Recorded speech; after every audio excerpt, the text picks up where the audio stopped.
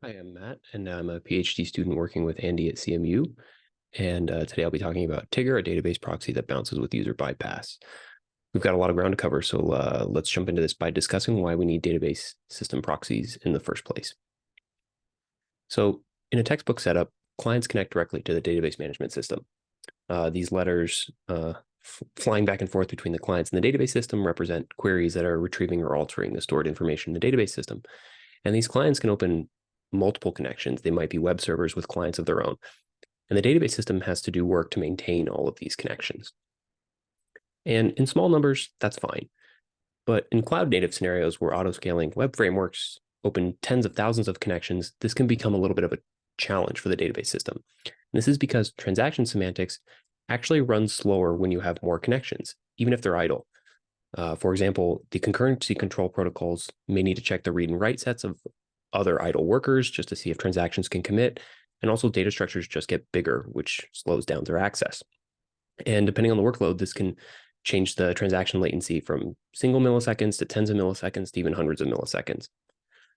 There's also the challenge of extra OS pressure. So most database management systems map a connection to a worker, either a lightweight thread or heavyweight process.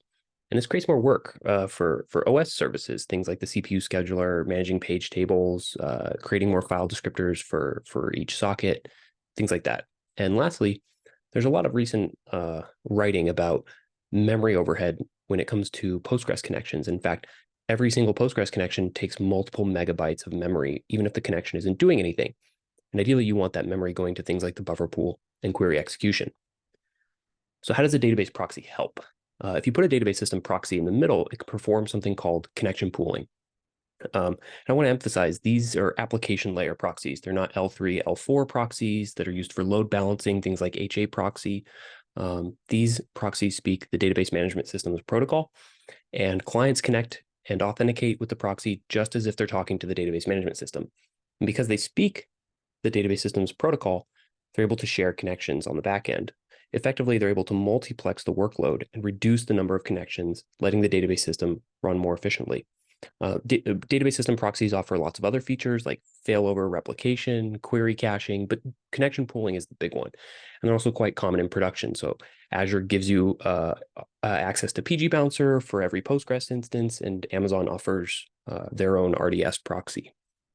So it might seem counterintuitive to you that adding an extra network hop can actually improve system performance. So we're going to discuss the experimental setup later, but for motivation, I'm just going to show you one box plot real quickly. In this scenario, we're running YCSB on Postgres in Amazon EC2 with 10,000 clients from 40 different servers at a fixed throughput. And the x-axis is going to be the latency in milliseconds. It's a box plot where the tail latency, the tail of the box plot is actually going to be P99 rather than the max. And we're just comparing no proxy with the YCSB workload generator connecting directly to Postgres, and in the other scenario, connecting to our database proxy. What you'll see here is Tigger halves the tail latency and correspondingly drops the mean, which is shown as this in the circled red text, or in the circled red, in exchange for a very minor increase in the minimum latency. So effectively, you're compressing the latency distribution of these transactions. There are other benefits for serverless clients that are constantly opening and closing connections. We discussed those in the paper. So the next question is, why do we need a new design for database system proxies? And I want to start by describing the current approach. So throughout this talk, I'm going to rely on this simplified diagram of a database management system proxy communicating with both a client and a database system. We're going to omit some layers from kernel space, like the Ethernet driver or the Ethernet layer, the device driver, but this will work for today. So these proxies pretty much all follow the same model. They're listening on one socket, they're applying database system protocol, and then they're sending that information back out on another socket. And these applications have varying sophistication. So for example, PG Bouncer, which is the most common, it's written in C, it's single threaded, it's fairly simple. And then there's PG Bouncer replacements like Odyssey, which is also written in C, but they use things like handwritten assembly to implement user space coroutines to express parallelism. But ultimately, these are all just very sophisticated coordination mechanisms around send and receive system calls. So where's the bottleneck on these database system proxies? So let's talk about networking in 2023. Last I checked, I think you can get 800 gigabits per second in EC2. That's just going to keep getting faster. And believe it or not, kernel engineers haven't been resting either. So these operating systems are also getting faster and faster.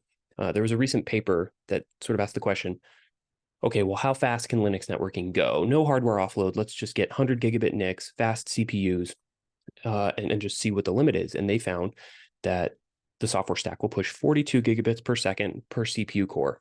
I'm not a networking person, that's a number, but they asked a more interesting follow-up question to me, which was where are the CPU cycles being spent? They profiled the network stack and they found that over 50% of the CPU cycles were at the boundary between user space and kernel space on the memcopy, just copying buffers back and forth. And as system builders, this creates a new challenge for us when we rely on system calls to build our applications. So you might be thinking, I know how to solve this. I'm going to take Intel's DPDK or SPDK library, and I'm going to avoid the system calls. I'm going to do something called kernel bypass, and I'm going to exchange data between my application and my devices through shared buffers. And you can do this, but there are a couple of downsides. The first thing you'll notice is that when you implement kernel bypass, you still have these socket stack and TCP stack layers sitting there in user space. That's because clients still expect these protocols to exist. So a lot of approaches will do something like they'll take BSD's networking stack, they'll hoist it all the way up to user space, and you're effectively running the exact same code just in user space instead of kernel space. So you're going to limit your speed up there. Another challenge is that these techniques are actually difficult to put into production. The APIs break, so your software application ends up tied to a specific like Intel driver release. Devices have to be put into an exclusive mode, which makes them incompatible with a lot of off-the-shelf tools when you're trying to debug issues. And lastly, it's quite difficult to get good performance out of them. You need experts, and there are examples across the internet, and our own experiences sort of back this as well. In fact, the database community is probably familiar with the C-star framework from the ScyllaDB folks, and that's like an asynchronous multitasking library, but it also offers kernel bypass. And ScyllaDB doesn't deploy their product with kernel bypass. They've just found it's too much trouble. The only system I know that is making good use of it is Yellowbrick, but they wrote their own drivers, not DPDK or SPDK. And their approach is almost like a unikernel. They boot the system and then they never make another system call. But that's a fairly highly specialized approach for applications like high frequency trading. So in our opinion, kernel bypass is not the answer here. So we're back to this user space database management system with system calls, the proxy.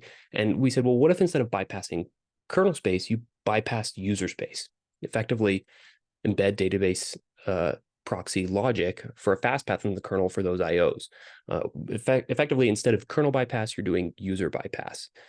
And the idea is you don't pull your data up, you push your application logic down. And if you can do that, you get all the benefits and performance improvements that kernel developers have been implementing in the kernel. So things like zero copy APIs, you avoid the system call boundaries with those mem copies, and you avoid user space thread scheduling.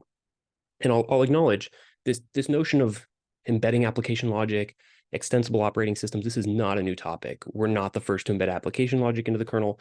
To our knowledge, we're just the first to articulate the idea of user bypass sort of as a contrast to kernel bypass. So in the past, if you wanted to do this, you'd have to either write a kernel module, or if you're feeling really frisky, you'd compile your own kernel. But those approaches bring stability and safety issues. So in practice, achieving this idea of user bypass was difficult, but that's changing thanks to the framework formerly known as Berkeley Packet Filter. It's now extended Berkeley Packet Filter. It's also just referred to as eBPF. Some argue it's not an acronym anymore. Whatever it is, it's a constantly growing subsystem in the Linux kernel that allows you to write these safe, event-driven programs that run in kernel space. You write your programs in C, you use something like LLVM to compile the eBPF, and then you load it into the kernel. And there are limitations for safety. Otherwise, they'd just be kernel modules. And that's where the verifier comes in. And the verifier imposes all these sort of limitations on your programs in terms of the number of instructions they have. Logic needs to be bounded, so no unbounded loops at compile time, that you're accessing memory safety. It limits the API. So for example, you can't call malloc, you can't stall for IO. But if you can work within those constraints, this environment is very conducive to expressing all different forms of database system logic. So I'm going to return now to our proxy, and Tigger has multiple features, but for brevity, I'm just going to show one example of how we apply user bypass to implement connection pooling. So in this scenario, Tigger is running on a dedicated server, and we have our similar layered figure that we saw before, except in this case, we don't have a user space up above kernel space because, spoiler alert, we're not going to need it. So in this scenario, a client communicates over the network and sends a query to the proxy, and one of Tigger's eBPF programs dedicated to handling client traffic applies the database system protocol, looks at the contents, figures out, okay, this is a query for a backend server, matches it to a backend socket by looking in these metadata structures called eBPF maps, and then bounces the query to the database system. There's no copying it to user space. There's no user thread wake up. There's no system calls. And the response follows a similar workflow. So when the response comes back from the server to the proxy, another eBPF program activates, inspects the contents, figures out it's a query response, looks in these eBPF maps, and then bounces it to the correct client. And then when all is said and done, it stores the state of the session in the maps for the next query to arrive. So for example, if a transaction, or if a transaction just ended, it may release that connection pool back into the pool to be reused by the next query. So how does a user bypass affect proxy performance?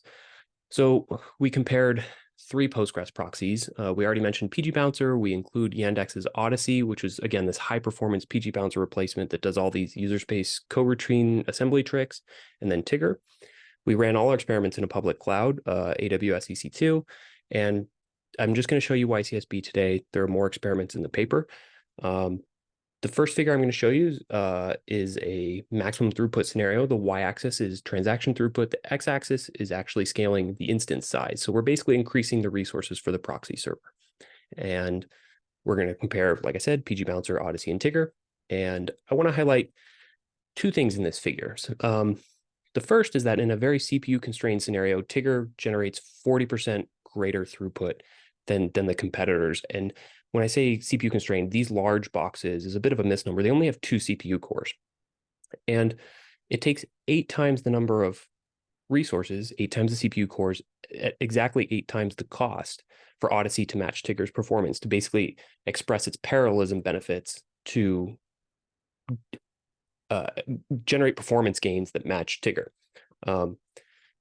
So why is Tigger so much faster? It comes down to where CPU cycles are spent, CPU efficiency. So to demonstrate how user bypass saves CPU cycles, we're now going to fix the workload at like 2,000 transactions per second. We use 10,000 connections.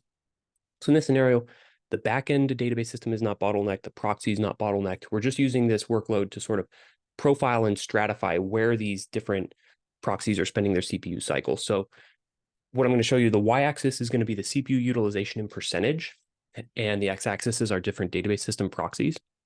And we're going to break this down by time spent in user space, kernel space, and then software interrupts, which is a special category of kernel space. And I'll show you why that's important. So I'll quickly point out 2 things. Right off the bat, Tigger's using 50% of the CPU utilization of pgBouncer and 1/3 of the CPU utilization of Odyssey. pgBouncer and Odyssey spend roughly the same amount of time in kernel space because you're going to use roughly the same system calls to accomplish your work. And Odyssey actually burns more CPU cycles to accomplish the same amount of work because of its complicated user space code. And Tigger actually spends less time in the kernel despite embedding additional logic down there, because you're able to entirely process a query with a single software interrupt. You don't have to worry about the read and the write path.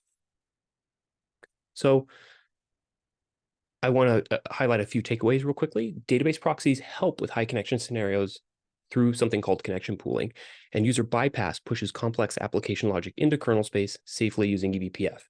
And lastly, Tigger demonstrated the benefits as a database system proxy with the lowest latencies and CPU utilization. Here's where you can find me on the internet, and you can also track me down at the poster session later.